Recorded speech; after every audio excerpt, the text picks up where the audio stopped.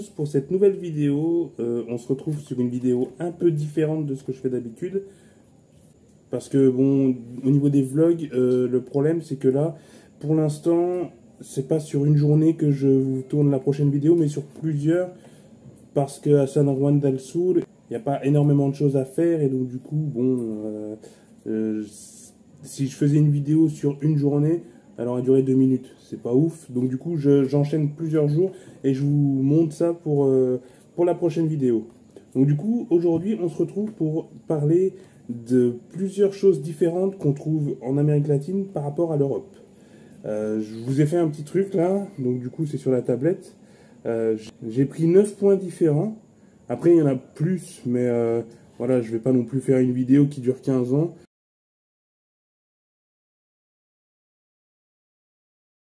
Donc du coup voilà, on va parler de la première chose que je trouve différente en Amérique latine plutôt qu'en Europe. C'est dans les magasins en fait, ils vendent tout ce qui est moto, scooter, quad, même mobilette, dans le magasin directement. Bon, donc du coup, voilà, c'est pas ouf, mais ça paraît un peu bizarre parce qu'en Europe, on n'a pas cette tendance-là. Nous, c'est plus en concession qu'on peut trouver ça, alors qu'ici, c'est directement dans le magasin. On peut trouver une rangée de motos à vendre à côté des rayons basiques d'un supermarché. Donc du coup, voilà, ça c'est le truc qui m'a un peu fait bizarre quand je suis arrivé en Amérique latine, au Mexique. Ça m'a paru étrange en fait. Après, c'est rien d'exceptionnel, mais voilà, c'est une petite chose qui diffère de nous en Europe. Deuxième chose différente, et là c'est un truc que je comprends pas, il n'y a rien à faire, j'arrive pas à comprendre pourquoi. Dans les pharmacies, ils te vendent donc des produits de soins, et des cigarettes, et du coca, et des Fanta, enfin des sodas. Et ça, j'ai du mal à comprendre. Normalement, pour moi, une pharmacie, c'est un endroit où tu peux acheter des médicaments, des produits de soins et de beauté, à la rigueur. Enfin, tout ce qui touche à la santé, en fait. Je ne m'attendais pas à pouvoir trouver un paquet de cigarettes à côté d'une boîte de Dafalgan. Ça, je comprends pas. Et même au Mexique, ils ont poussé le truc encore plus loin. C'est que tu as une chaîne de pharmacie qui s'appelle Guadalajara. Et eux, c'est un supermarché en fait. Ils te vendent, donc tu as le coin pharmacie, et ils te vendent aussi de tout ce que tu cherches dans un magasin. Donc de la viande, des légumes, des fruits, des pâtes, des biscuits, du coca, des cigarettes. Et même, c'est souvent le cas aussi, dans les pharmacies, tu peux recharger ton téléphone. Voilà, c'est un truc que je comprends pas. Troisième point, et ça c'est un truc qui m'ennuie profondément. Après c'est pas genre difficile à vivre, mais c'est chiant. C'est que en Amérique latine, pour les locaux, un étranger est directement américain. Pour eux, il n'y a pas d'autres options possibles. Gringo comme ils t'appellent. Ils t'appellent gringo. Donc du coup, un étranger, c'est un américain. Alors si ça s'arrêtait qu'à ça, c'est pas très grave. Mais le problème, c'est que dès qu'ils voient un étranger, ils vont lui parler en anglais. Ou alors dans un anglais approximatif. Parce que l'anglais, voilà, ils parlent pas tout le temps anglais. Meilleur que moi, parce que moi, l'anglais, on n'est pas copains. Mais ils te parlent en anglais. Et donc du coup, je suis souvent obligé de leur dire que je ne suis pas américain, que je suis européen, et que je parle français, ou alors espagnol. Donc du coup, qu'ils me parlent en espagnol, quoi. Après, il y en a aussi, tu leur dis, et ils comprennent pas. Enfin, ils vont te dire ok, ils vont commencer à te parler en espagnol, puis après ils vont te parler en anglais, comme ça. Non, les gars, je suis européen. Mais bon, non, dans leur tête, t'es un étranger, t'es un gringo, c'est tout. Quatrième point que je trouve différent, c'est le goût de la fête. Là, pareil, disons que en Amérique latine, tout est sujet à faire la fête. Voilà, tout est sujet à faire la fête. Par exemple, il y a des fêtes locales tout le temps, tout le temps, tout le temps. Qu'elles soient religieuses ou non, il y aura toujours, ça sera toujours le jour de fête en fait. C'est pas rare qu'on entende en pleine nuit ou en pleine journée des pétards, ou des feux d'artifice, ou des tambours, ou des gens qui mettent la musique à fond, mais ça c'est un autre sujet. Mais sinon, oui, des tambours et des pétards, il y en a tout le temps. Même que, à un moment, je me suis demandé si c'était pas des coups de feu d'ailleurs, parce que c'était... Waouh, non, c'est... Voilà, c'est... Ils font la fête tout le temps. Après, c'est pas grave en soi, hein, moi ça me dérange pas du tout, mais voilà. Sachant qu'en plus, comme je disais juste avant, les gens ont tendance à mettre la musique à fond, aussi bien en journée que en nuit. Donc du coup, voilà, moi comme je dis, ça ne me dérange pas, mais je sais que, notamment sur YouTube, j'avais vu plusieurs personnes qui s'en plaignaient que les gens ont tendance à mettre la musique trop forte, à fond, la nuit, et c'est dérangeant. Pour eux, pour moi non. Moi je trouve ça sympathique, mais c'est vrai que, voilà, ils ont cette notion de fête tout le temps. D'ailleurs, en parlant de fête, ça n'a rien à voir, mais voilà. Dans les commerces, c'est très souvent aussi que tu as des enceintes qui font 1 mètre de haut, à peu près, et qui mettent à l'entrée et qui te mettent la musique à fond. C'est différent. En Europe, il n'y a pas ça. Hein. Et ici, ouais, si, presque dans tous les magasins, ils mettent les enceintes et hop, de la musique. Et c'est pas de la mauvaise musique en plus, hein, c'est de la musique récente et souvent latina, donc du coup, voilà, ça fait bouger. C'est sympa, franchement, je trouve ça chouette, ça donne envie d'acheter. Après, voilà, c'est différent que ce qu'on a en Europe. En Europe, tu vas à Carrefour, t'as pas la musique, hein, ou alors t'as la radio, mais pas la musique. Pas comme ça. Là, tu rentres dans le magasin et c'est la musique à fond, t'es en boîte de nuit, hein, directement. Donc, ouais, c'est différent. Moi, j'aime bien, personnellement. Ou alors, un autre exemple, ça, c'est quelque chose que j'ai vécu aussi. En arrivant à Cancun, au Mexique, j'ai vu un pick-up avec une enceinte, deux grosses enceintes à l'arrière et une au-dessus aussi sur le toit, attachée. Et il a mis la musique à fond. Et il faisait le tour comme ça, du quartier, mais pour faire la promotion de l'église, de sa religion. Donc du coup, voilà, c'est bizarre, mais c'est sympa. Alors, 5e point qu'on aborde, c'est les prix. Ça, c'est un cliché, je sais, mais c'est la réalité, c'est vrai. Les prix en Amérique latine sont extrêmement bas. Enfin, extrêmement, j'exagère, mais ils sont beaucoup plus bas qu'en Europe, ça c'est certain. Par exemple, au restaurant, c'est pas rare qu'on puisse se manger une assiette assez bien chargée avec du riz, de la salade, un morceau de viande, des bananes frites ou des haricots pour 4 ou 5 euros. C'est pas cher, voilà. Ou même les cigarettes, par exemple, pour les fumeurs, les prix sont hallucinants. Hein. Dans un commerce traditionnel, c'est 2-3 euros le paquet.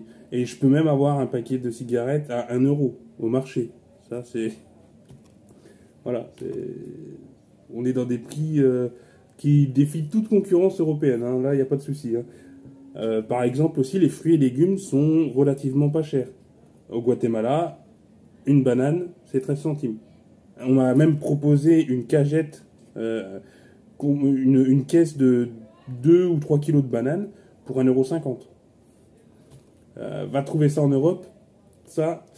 Après, bon, je comprends que les bananes aussi sont cultivées ici, sur place, donc du coup, voilà, elles sont beaucoup moins chères. Mais voilà, au restaurant, c'est comme je le disais juste avant, c'est vraiment pas cher. L'hôtel aussi, l'hôtel est pas cher. En moyenne, l'hôtel... après, bien sûr, il y a de tous les prix. Hein. Il y a des hôtels 5 étoiles à 200 € la nuit. Mais quand tu cherches de l'économique, tu en as généralement entre 10 et 25 € la nuit. Ce qui est vraiment, vraiment pas cher.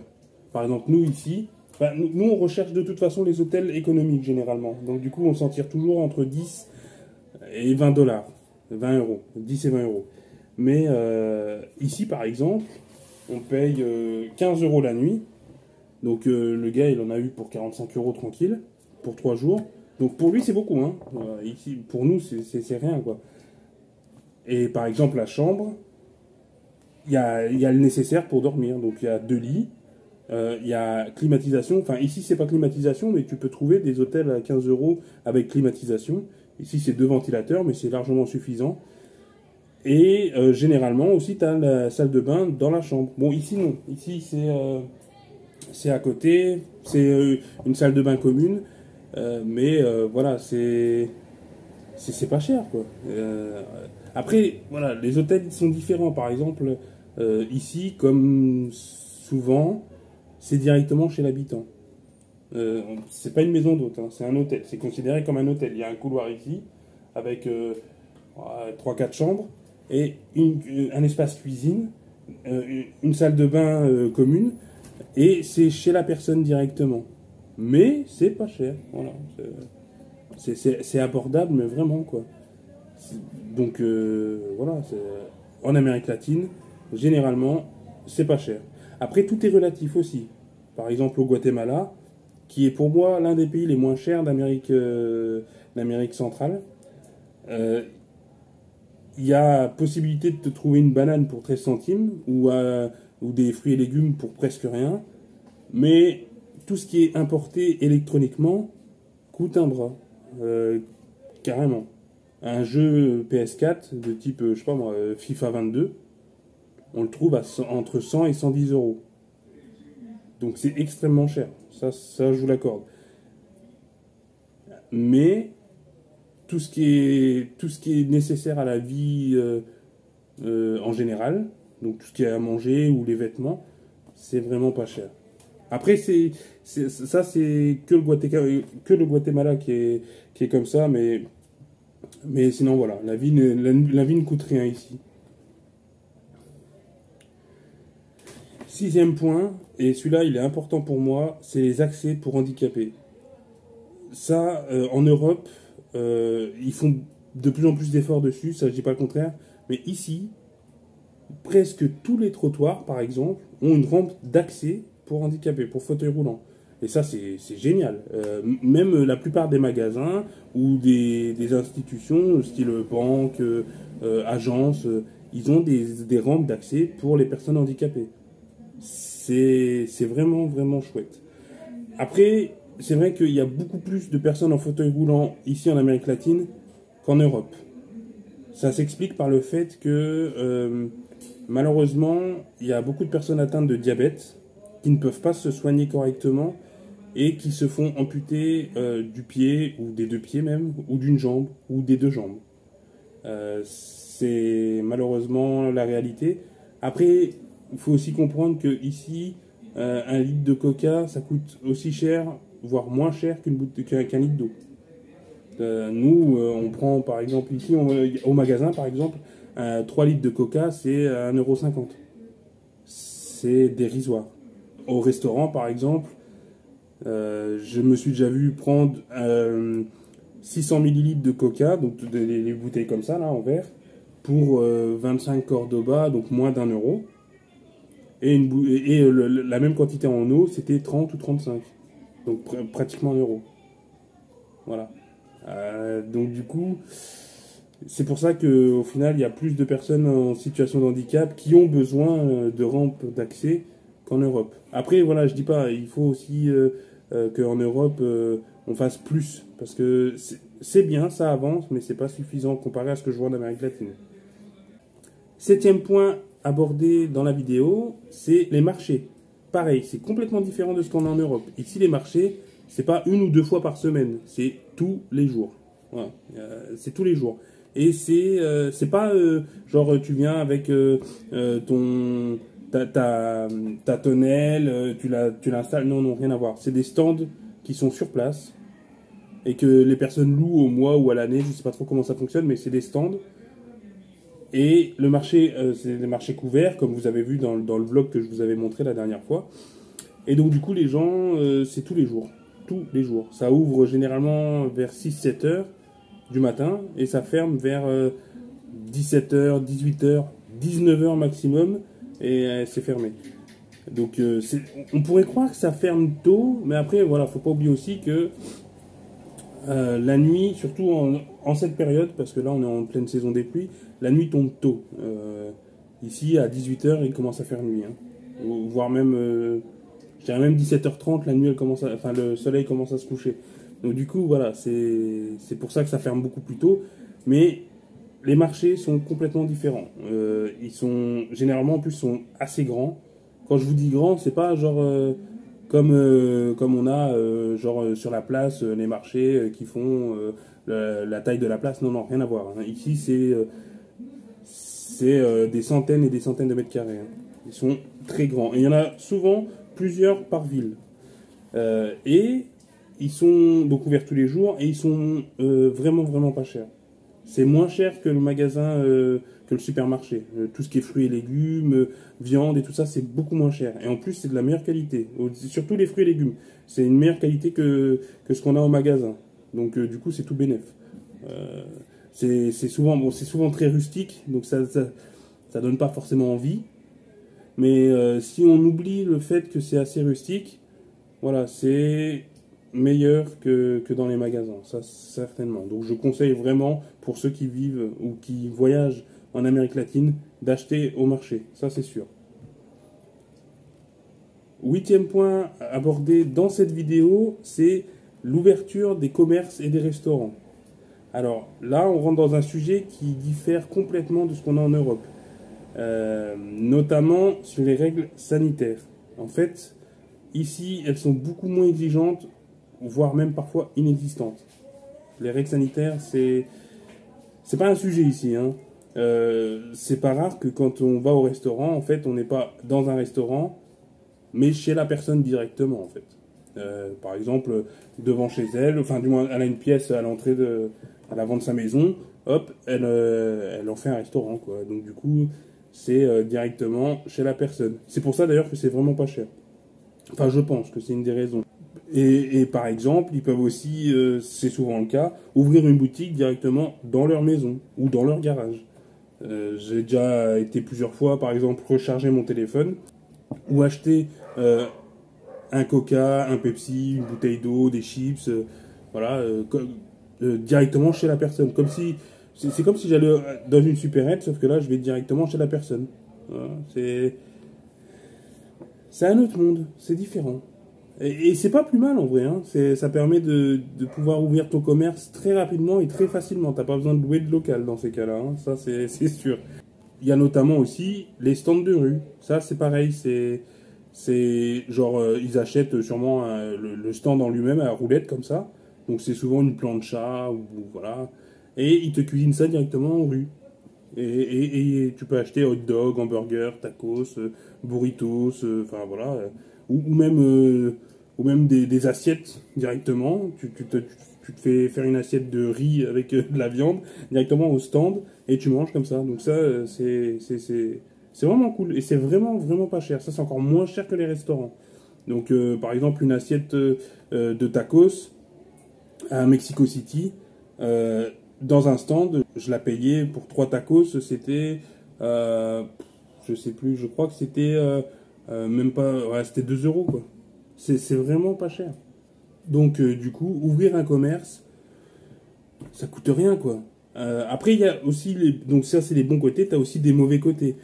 Par exemple, on est au restaurant, on est en train de manger, c'est pas rare que t'aies des gens avec leur stand à bras là. J'appelle ça des stands à bras parce que c'est comme des plaques de bois qui tiennent avec leurs mains et ils font carrément la file pour venir te vendre des lunettes, des écouteurs, des chargeurs pour téléphone, des téléphones, des bracelets, des vêtements, enfin des chapeaux, enfin, voilà. Et donc du coup, ça c'est le mauvais côté parce que quand on mange au restaurant, voilà, on aime bien aussi être tranquille et malheureusement, ça arrive régulièrement qu'ils viennent jusqu'à ta table pour te vendre des choses.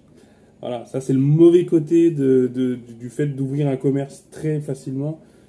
Mais bon, voilà, ça c'est peut-être mon côté européen qui parle. Voilà. Et enfin, neuvième point abordé dans la vidéo, c'est la vie simple. Alors ce que j'appelle la vie simple, en fait, c'est que généralement, ils se prennent vraiment pas la tête. Comme par exemple, l'exemple concret, voilà, ici, je suis dans un hôtel, mais en fait, c'est chez les gens directement. Voilà, et c'est pas la première fois que ça nous arrive à à Managua, la capitale du Nicaragua, on était directement chez l'habitant. Et c'était considéré comme un hôtel. Voilà, c'est pas de prise de tête, quoi. Ou comme vous avez pu le voir, quand ils ouvrent leur commerce directement dans leur salon, voilà, ils se prennent pas la tête. Ça, je crois que c'est même une vision de la vie ici. Pas de prise de tête. Et dans le fait de la vie simple, il y a aussi ce côté que tout est opportunité pour faire de l'argent. Tout tourne autour, en fait, le fait de gagner de l'argent, quoi. Par exemple, sur l'île d'Ometepe, quand on est arrivé, on a loué donc un scooter dans une agence. Il y avait une personne qui travaillait dans cette agence, qui est venue me voir directement, donc, voilà, comme d'habitude, il commence à me parler en anglais, je lui explique que je suis pas un Américain, que je suis européen et que je parle espagnol et français, enfin, français et un peu d'espagnol. Et par chance, d'ailleurs, il parlait français. Et donc, du coup, il a commencé à m'expliquer que, voilà, il a commencé plutôt à me demander si j'avais un hôtel. Et je lui dis, écoute, moi, là, pour l'instant, on n'a pas d'hôtel, mais on cherche un hôtel économique. Ah, ouais, y a pas de souci, suis-moi, viens avec moi, je connais quelqu'un qui peut te faire une chambre pour pas cher, c'est 8 dollars par personne, ça vous fait que 16 dollars la nuit, voilà, c'était pas cher, hein. Donc je dis, ouais, ok, vas-y, je te suis, y a pas de souci. En fait, le gars, il m'a emmené chez lui. Voilà, tout simplement. L'hôtel qu'il m'a proposé, c'est directement chez lui, en fait. Comme je venais de vous dire, justement, en plus, sur le fait qu'ils se prennent pas la tête. Là, par contre, on voyait que c'était des chambres qui sont à louer, ça se voit, mais il n'était pas indiqué hein, comme hôtel, hein, ça, non. Mais voilà, c'était chez lui directement, donc du coup, il a eu l'opportunité de se faire 50 balles. Le gars, voilà, et il a vu deux étrangers arriver, visiter l'île de Metepe, il s'est dit, tiens, j'ai moyen de me faire de l'argent, hop, je vais les inviter chez moi dans l'hôtel. Enfin, voilà. Ou alors, par exemple, hier, quand on est arrivé sur Rivas pour aller direction San Juan del Sur, là où on a demandé où était le terminal d'autobus, on nous a indiqué un chemin, donc on était en train d'y aller, et on s'est fait aborder dans la rue par un vélo-taxi, comme j'appelle ça. En fait, c'est comme un vélo avec une cage à l'avant, où nous, on peut se mettre, et la personne, elle pédale et elle nous emmène là où on veut, donc elle fait le taxi en vélo, quoi, donc vélo-taxi. Et donc elle nous aborde, elle nous demande, ouais les gars, vous voulez aller à San Juan del Sur Oui, oui, on veut y aller. Ah ben venez avec moi, je vous emmène en taxi là où il y a les bus. Et on lui dit, mais non, mais nous on nous a indiqué que c'était par là. Ah non, non, non, c'est pas par là, c'est par là, venez, je vous emmène, c'est loin, c'est à 3 km, pour 2 dollars je vous emmène. Bon, on se regarde avec Esteban, puis on dit, bon, ok, ça va, ok. S'il veut pédaler, il pédale, il n'y a pas de souci. Hein. Donc du coup, hop, il nous emmène. Et sur le chemin, il nous parlait ouais, mais vous savez, le taxi, ça peut être le même prix que le bus, c'est pas cher. On lui dit, oui, mais nous, on veut payer le moins possible. Donc du coup, si c'est le même prix que le bus, voilà, on peut prendre le taxi, il n'y a pas de souci, mais il faut que ça soit le même prix que le bus alors. Oui, oui, oui, c'est pas cher. En plus, le bus, c'est chiant. Il y a beaucoup de monde. Ici, vous serez que vous serez tranquille. Et il nous emmène. Donc, du coup, on arrive près du marché, justement. Et il s'arrête là. Il nous dit, le taxi, il est là. On lui dit, ah, ok, bah, ça va, merci et tout. On descend. Et il nous dit, les gars, je vous ai emmené au taxi. Bah, donnez-moi plus. Alors, à la base, la course, c'était 100 Cordoba. Donc du coup, on lui dit, écoute, le terminal d'autobus, il est où en fait il est ici ou il est plus loin? Non, non, il est plus loin. Et on lui dit, alors, pourquoi on te donnerait plus? T'as fait moins de chemin qu'est-ce qui était prévu. Donc du coup, pourquoi nous, on va te donner plus? Eh ben, il nous dit, parce que moi, je vous ai trouvé le taxi. Ah, ben voilà, on lui a dit non. On lui a dit non, non, on va pas te donner plus parce que tu nous as trouvé un taxi, alors que tu nous as emmené 1 kilomètre plus loin, alors que c'était à 3 kilomètres. C'est. Voilà. Après, je comprends hein, que tout est fait pour. Enfin, que tout est opportunité pour se faire de l'argent, et surtout avec des étrangers, ça y a pas de souci, je peux comprendre. Après, c'est à nous aussi d'être un minimum réfléchi et pas accepter tout et n'importe quoi. Donc, du coup, non, on lui a pas donné plus que 100 Cordoba, on lui a donné ses 100 Cordoba, et voilà, ça en est resté là, tout simplement. Ou dans le taxi, qui nous dit c'est 100 Cordoba, on monte dans le taxi. Et en fait, donc on n'était pas que deux. Hein. C'était en fait la personne, elle attendait que le taxi soit plein pour nous emmener à San Juan. Donc du coup, on était tous les deux. Et puis il y a eu 2 autres personnes qui sont montées. Et on voit pendant le trajet que les personnes donnent 80 Cordoba. Donc du coup, moi, bah, voilà, j'ai réfléchi, je me suis dit, mais il nous a demandé 100, on va lui donner 80 par personne, donc 160, et pas 200. Donc du coup, je lui ai donné 160. Si j'avais pas eu cette réflexion, j'aurais donné 200, il m'aurait pas rendu la monnaie. Hein. Voilà, c'est... Je peux comprendre qu'ils essayent de se faire de l'argent assez rapidement, ou voilà, mais après, voilà, il faut pas non plus être bête et donner sans réfléchir. Voilà, tout simplement. Donc voilà, c'était une vidéo avec 9 points sur l'Amérique latine qui diffère de l'Europe. J'espère que ça vous a plu. N'hésitez pas à donner un petit like, un petit commentaire, activer la cloche des notifications pour être notifié à chaque nouvelle vidéo. Et moi, je vous dis à bientôt pour la prochaine vidéo qui sera le vlog sur les quelques jours passés ici. Là, je suis bientôt au montage. Il me reste encore quelques prises de vue à faire. Et on sera bon. Et donc voilà, à bientôt.